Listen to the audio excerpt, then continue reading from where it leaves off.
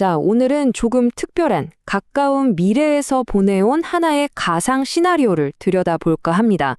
인공지능이 우리 경제에 어떤 파급 효과를 가져올 수 있는지에 대한 아주 흥미로운 사고 실험이죠.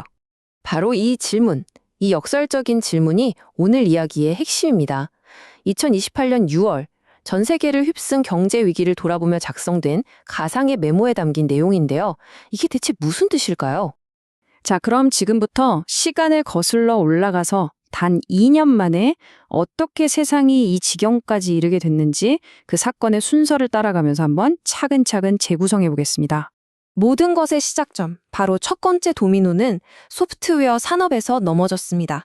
처음에는 다들 이게 이 분야에만 국한된 문제라고 생각했었죠. 이 작은 시작이 어떻게 전체 시스템을 무너뜨렸는지 한번 보시죠.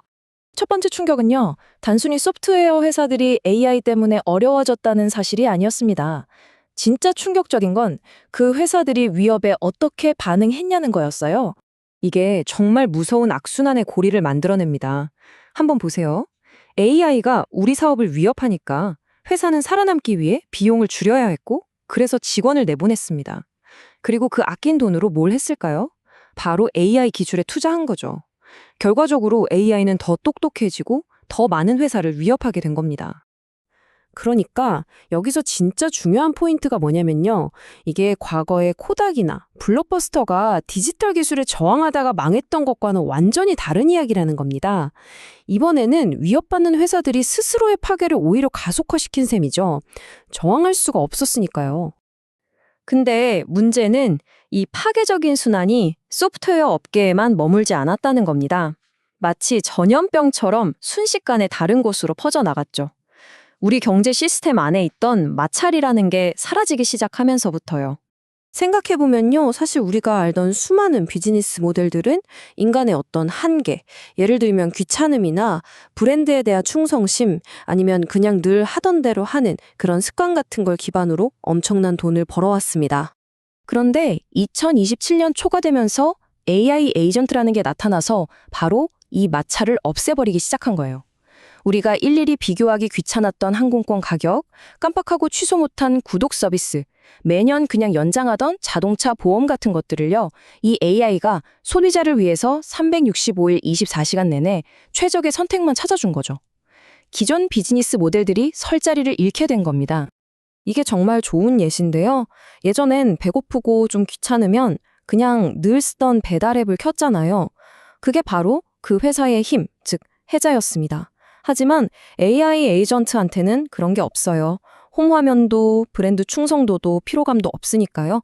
그냥 가장 싸고 빠른 최적의 선택을 할 뿐이죠. 그리고 이 AI 에이전트들은 여기서 멈추지 않고 경제 시스템의 가장 근본적인 마찰, 바로 결제 수수료에까지 손을 대기 시작합니다. 스테이블 코인 같은 기술을 이용해서 2, 3%나 되는 신용카드 수수료를 건너뛰어버린 거죠. 금융업계의 중간 상인들이 직접적인 타깃이 된 순간입니다.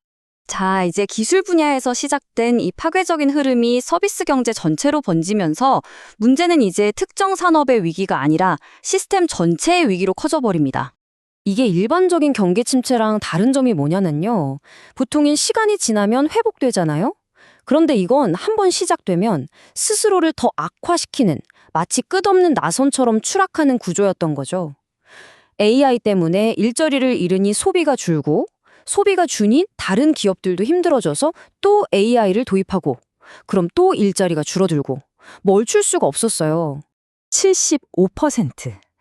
이 숫자가 뭘 의미하냐면요.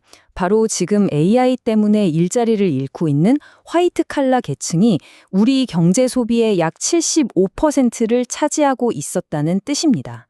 소비의 주축이 무너지고 있었던 거죠. 그리고 48만 7천 명. 2027년 3분기에 발표된 이 주간 실업수당 청구 건수를 보고 나서야 사람들은 깨달았습니다. 아, 이게 그냥 일부 기술산업만의 문제가 아니구나. 경제 전체가 위험하구나 하고요. 그동안의 환상이 깨지는 순간이었습니다. 실물 경제가 이렇게 걷잡을 수 없이 무너지니까 그 다음은 어디겠어요? 바로 금융 시스템입니다. 인간의 안정적인 소득을 전제로 탄탄하게 설계되었던 금융 시스템이 버티지를 못하고 균열을 보이기 시작한 거죠. 그 불씨는 사모신용 시장에서 먼저 터졌습니다. 왜냐하면 이 시장의 거래 대부분이 이제는 AI 때문에 미래가 불투명해진 소프트웨어 회사들의 미래 성장성만 보고 투자한 것들이었거든요. 약속했던 돈을 갚지 못하는 회사들이 속출하기 시작했습니다.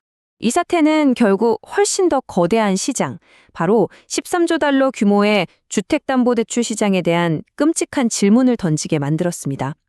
과연 우리가 가장 안전하다고 믿었던 우량 주택담보대출은 정말 괜찮은 걸까? 여기서 중요한 건 2008년 금융위기 때처럼 대출 자체가 부실했다는 게 아니에요.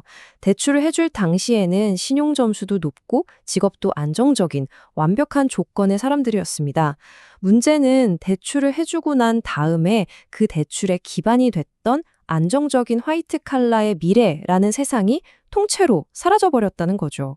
상황이 이렇게 되자 위기는 두 개의 엔진을 달고 폭주하기 시작했습니다.